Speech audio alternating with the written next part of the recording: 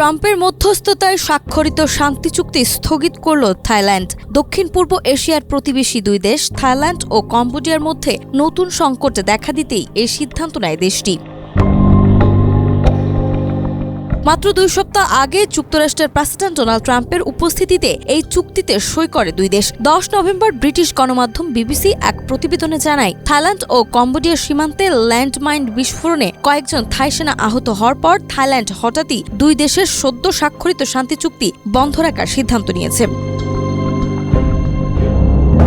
থাইল্যান্ডের সরকারি মুখপাত্র জানান, সিসাকেত প্রদেশের সীমান্ত এলাকায় মাইন বিস্ফোরণে থাই সেনারা গুরুতর আহত হন। এরপরই নিরাপত্তা পরিস্থিতি মূল্যায়ন করে প্রতিরক্ষা কর্তৃপক্ষ চুক্তি বাস্তবায়ন স্থগিতের পরামর্শ দেয়। প্রধানমন্ত্রী অনুতিন চার্নভিরাকুল এই সিদ্ধান্তের সঙ্গে একমত হয়ে বলেন, নিরাপত্তা হুমকি এখনও পুরোপুরি দূর হয়নি।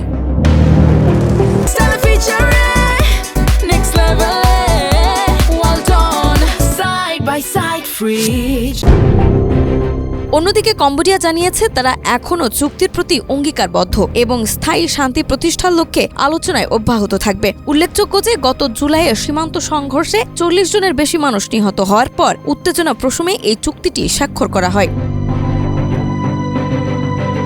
বিবিসি আরও জানায়, দুই দেশ গত অক্টোবরে মালয়েশিয়ায় আয়োজিত এক অনুষ্ঠানে চুক্তিতে সই করলেও থাইল্যান্ড আনুষ্ঠানিকভাবে এটিকে শান্তি চুক্তি হিসেবে উল্লেখ করতে ইতস্তত বোধ করেছে। তবু এর আওতায় ভারী অস্ত্র প্রত্যাহার ও সীমান্তে যৌথ পর্যবেক্ষণ দল গঠনের সিদ্ধান্ত নেওয়া হয়েছিল। থাইল্যান্ড কম্বোডিয়ার সীমান্ত বিরোধের ইতিহাস দীর্ঘ প্রায় 1 শতাব্দীর। ফরাসি উপনিবেশিক শাসন অবসানের পর সীমানা নির্ধারণ নিয়ে যে জটের সৃষ্টি হয়েছিল, তার জেরে দুই দেশের মধ্যে একাধিকবার উত্তেজনা ও সংঘর্ষ হয়েছে। সর্বশেষ চুক্তির পরবর্তী ধাপে থাইল্যান্ডে আটক 18 কম্বোডিয়ান সেনাকে মুক্তি দেওয়ার কথা ছিল, তবে নতুন উত্তেজনা সৃষ্টি হয় সেই পদক্ষেপ অনিশ্চিত হয়ে পড়ে। নাজমা, মাই টিভি।